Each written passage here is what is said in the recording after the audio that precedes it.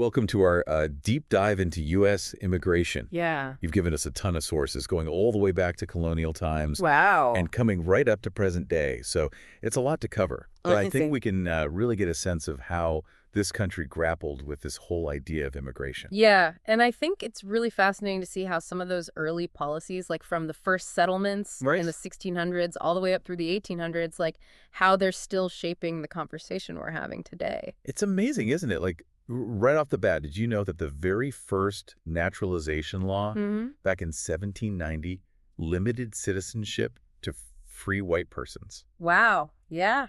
That's pretty shocking when you think about it. Yeah, it really sets the stage for, who gets to be considered American, right? Right, yeah. It's not just about numbers, it's about belonging, it's about identity.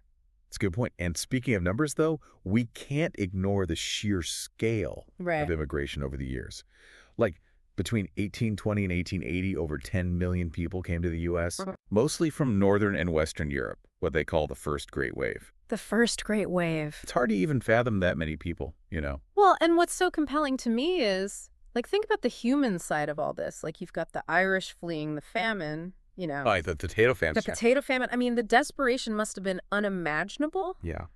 or the German political refugees who are seeking a new start after revolutions failed in their homeland. I mean, these aren't just statistics. These Yeah. are individuals with powerful stories. It's a great point. Like, behind those millions are real human experiences of hardship and hope. Exactly. And let's not forget, at the same time, Chinese immigrants were arriving, drawn by this California gold rush. Right. And it wasn't all smooth sailing for them either, right? No, not at all. I mean, the sources show that they faced intense hostility, a lot of discrimination, even though they were really vital in building the economy, Yeah. I mean, this early anti-Asian sentiment, it kind of foreshadows a lot of what was to come. And, Okay. the Chinese Exclusion Act of 1882, barred an entire ethnic group Wow. from immigrating, setting a really dangerous precedent that lasted for decades. Yeah, it's pretty unsettling, even if it was a long time ago, this idea of exclusion. Yeah. So then we have the second Great Wave from 1880 to 1920. Right. Nearly 24 million people, mostly from Southern and Eastern Europe now. Wow. And Ellis Island became this, like, iconic entry point. Right. But the sources kind of paint a mixed picture of what that experience was really like. Yeah, Ellis Island has become this symbol of the American dream, but we have to remember the anxieties that many felt about this wave of immigrants. Right, changing the face of America as they knew it. Exactly. It was not always this welcoming golden door like it's portrayed in, popular culture. Right, so it seems like those early anxieties are resurfacing even as the country was built by these successive waves of immigrants. Mhm. What's interesting is that these anxieties seem to escalate when the demographics of immigration shift. That's right. What happened next?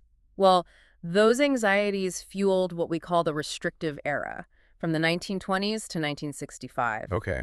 And the Immigration Act of 1924 established these national origin quotas that really favored Northwestern Europeans. Wow. I mean, it essentially slammed the door on so many others. That's a huge turning point. It seems like a complete reversal of this melting pot idea. It is. And that's when the U.S. Border Patrol was established too, right? Exactly. You see this increased focus on enforcement, on control during this period.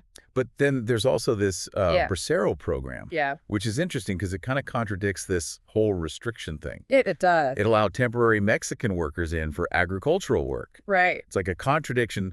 On one hand, we're keeping people out, and then on the other hand, we're like, come on in, we need you to work. Well, the Bracero program raises these really important questions about the motivations behind these policies. Exactly, yeah. It seems like there was this desire to not just control who entered the country, but also who benefited the U.S. economy, Right. who could be exploited for their labor, Yeah. and who could be easily sent back when they weren't needed anymore. Complicates things. It's a complicated picture. It definitely adds some layers to the whole idea of a restrictive era. It's not so simple. It's not. So then we move into the modern era, from 1965 to today. Mm-hmm. What were the biggest changes during this period? Well, the Immigration and Nationality Act of 1965 was a major shift. Okay. It abolished those discriminatory national origin quotas, and the focus moved to family reunification and skilled labor, Okay. leading to much greater diversity among immigrants. So even though things have changed a lot from those early free white persons days, Right. it sounds like the U.S. is still trying to figure out how to deal with immigration in a way that like reflects its values? Yes, it's this constant process of adaptation and adjustment, Right. constantly trying to figure it out. Yeah, and I think in the next part of our deep dive, Yeah. we'll be able to explore some of these key developments and challenges of the modern era Right. in more detail. That's right. Welcome back. I think the best way to really grasp the complexities of U.S. immigration is to, like, dive into some specific examples from the sources you've shared. Yeah, I love that. It's one thing to talk about broad trends, but real stories, they bring those trends to life. Absolutely. It's like putting faces and names to those historical movements. Where do Exactly. you want to start? Well, let's go back to that first great wave we were talking about. Howdy. You had some really interesting material on the Irish potato famine, Right? a period of just intense suffering that forced over 1 million people to flee starvation and economic collapse. I mean, it's just staggering. It really is. We often talk about immigration in these abstract terms, Right. but this was a mass exodus Yeah. driven by like sheer survival. Yeah. Can you imagine being forced to leave everything you know, Mhm. your homeland, your entire life, It's hard to fathom that. just for a chance to survive? It speaks to the incredible resilience of those who made that journey. Yeah. Many arrived with nothing but the clothes on their backs, only to face prejudice and hardship in their new home. It's a familiar story, Yes. sadly repeated throughout history. Yeah, the sources mention that they were often, relegated to the most dangerous and lowest paying jobs, Right. discriminated against simply for being Irish. But even with those obstacles, they persevered. They did. Their contributions are undeniable. Absolutely. They helped build this nation. Yeah, and it wasn't just the Irish, right? I mean, the German political refugees during this period, Right. those fleeing failed revolutions, they were seeking more than just survival. Yeah. They were looking for a place that embodied the ideals of freedom and democracy that were denied to them back home. It makes you wonder if that, like, idealistic vision of America as a land of opportunity and freedom, Right. did it clash with the reality they found here? That's a great question. The sources are a bit thin on the German immigrant experience during this period, Okay. but we know that many settled in the Midwest, became farmers, artisans, entrepreneurs, really integrated themselves into the fabric of society. That's a great point. It's easy to overlook how these different groups contributed to specific regions, Yeah, leaving their distinct mark on the music, the food, even the language. it's true. Even though that melting pot metaphor isn't perfect, Right. it does capture some of that dynamism and diversity that immigration brings. And that process of integration, of cultural exchange, it's never static, right? Right. It's constantly evolving as new groups arrive. Yeah, Think about the Chinese immigrants during the gold rush, a very different experience. definitely different. The Chinese immigrants faced a much harsher reality. Yeah. Instead of being welcomed, they were often met with suspicion, outright hostility. Mm-hmm. It seems like they experienced the darker side of the melting pot, wouldn't you say? Absolutely, drawn by the promise of gold. They endured terrible working conditions, rampant discrimination, and as their numbers grew, so did the resentment and hostility towards them. Yeah. It's a clear example of how economic competition can so quickly turn into prejudice. Their experience really challenges that romanticized image of the golden door being open to everyone. It does. Seems that opportunity often came with a very high price for certain groups. And that price was codified into law with the Chinese Exclusion Act of 1882. Right. It's a blatant example of how fear and prejudice can shape immigration policy. Yeah. Barring an entire ethnic group from entering the U.S., and this act created a legal framework for exclusion that unfortunately would be used again and again. It's disheartening to see that pattern repeating throughout history, targeting different groups at different times. Yeah. It makes you wonder if we've really learned from those past mistakes. It's something we need to be constantly aware of, Yeah. because those same sentiments, that same fear of the other, it still echoes in today's debates about immigration. It's true. Understanding the historical context is crucial. So from relative openness to targeted exclusion, we're seeing a pretty complicated picture emerge. We are. Then we have the second great wave, and this symbol that has become like synonymous with immigration, Right. Ellis Island. Ellis Island. It evokes such powerful imagery, millions passing through those gates, seeking a better life. Mm-hmm. But the sources suggest it wasn't always a smooth journey. No, it wasn't. Ellis Island, while it represented hope for many, also exposed the anxieties of the time, Yeah. Imagine the experience.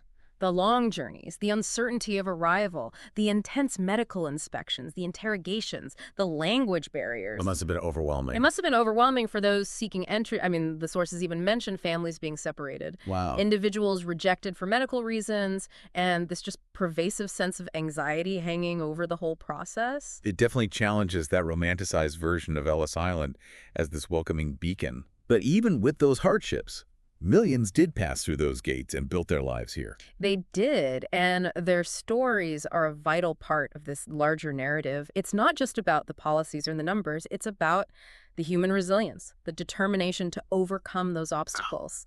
You know, their individual experiences, their successes and failures, their struggles and triumphs, they all contribute to the tapestry of American history. Yeah, they're powerful reminders that even within those broad historical trends, there are countless individual journeys, There are. each with its own unique complexities. Exactly, and those complexities deepen as we move into the restrictive era, Right. a period marked by a distinct shift in U.S. immigration policy. Right. We talked about the Immigration Act of 1924, Yes. which favored Northwestern Europeans and Yeah, basically shut the door on so many others. it did. What were the main factors driving this shift towards exclusion? Well, the sources point to a couple things happening at the time. Economic anxieties in the wake of World War I, leading to fears about job competition from immigrants. The rise of social Darwinism with its misguided notions of racial superiority. Yeah. And a growing unease about the changing face of America.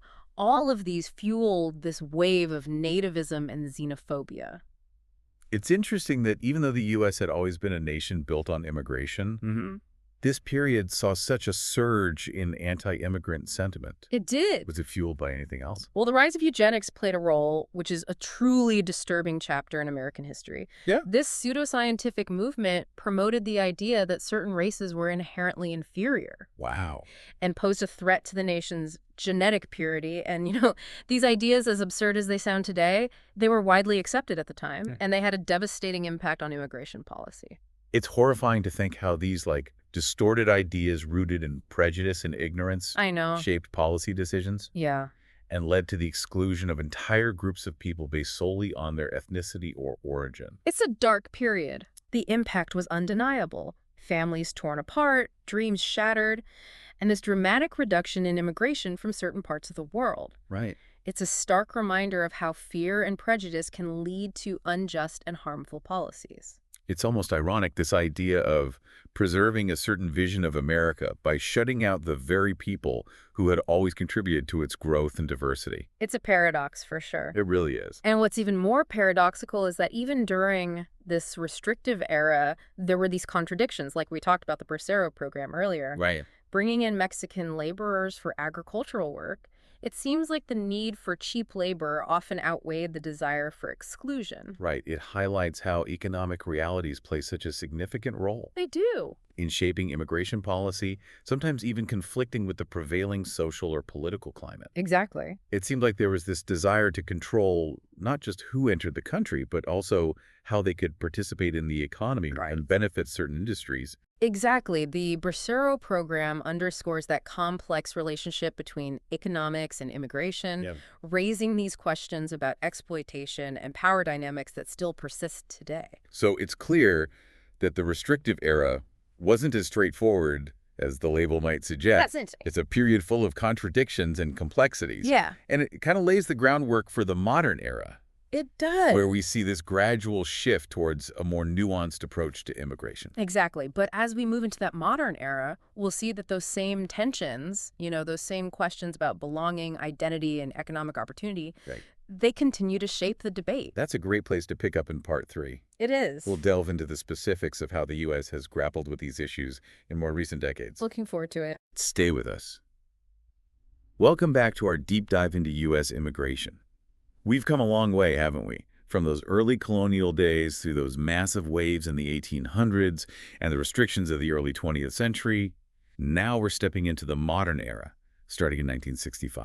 And 1965 is really where we see a major turning point with the Immigration and Nationality Act. I mean, it fundamentally changed the landscape, It abolished those discriminatory national origin quotas that we talked about earlier. Yeah, those quotas really cast a long shadow, so Yeah. to see them finally go, that must have been huge.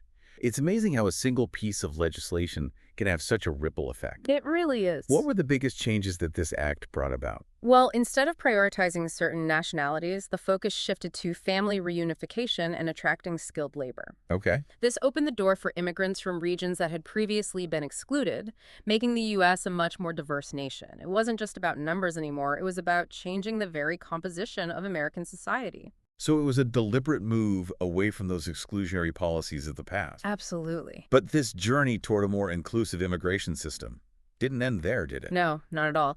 There were other significant reforms that aimed to address the evolving complexities of immigration. Okay. For example, the Refugee Act of 1980 formalized the process for admitting refugees fleeing persecution. It recognized that immigration isn't just about economic opportunity, it's Right. also about providing refuge for those seeking safety, a chance at a new life. That's a really important distinction, acknowledging that humanitarian aspect, that people are often fleeing terrible situations, not just looking for better jobs. Exactly. Were there other reforms that tried to strike that balance? Yeah, the Immigration Reform and Control Act of 1986 was another attempt. Okay. It offered a path to citizenship for undocumented immigrants who met certain requirements, while also strengthening border enforcement measures. So trying to find that balance. It sounds like policymakers were trying to tackle unauthorized immigration while also acknowledging the contributions of those who were already here, Right. even if they were undocumented. Did this act achieve what it set out to do? It's a complicated legacy. While the act did grant amnesty to millions of undocumented immigrants, it also led to increased border enforcement and employer sanctions, which critics argue have had some unintended negative consequences. Okay. So, the debate over how to best address undocumented immigration is something that's still very much alive today. It's a debate that never seems to go away, does it? No. It feels like immigration policy is this constant balancing act trying to reconcile all these competing interests, It is. finding solutions that are both practical and humane. But those aren't the only challenges facing the U.S. in the modern era, are they? Not at all. The sources you provided really highlight some of the ongoing challenges that are very much part of the conversation today.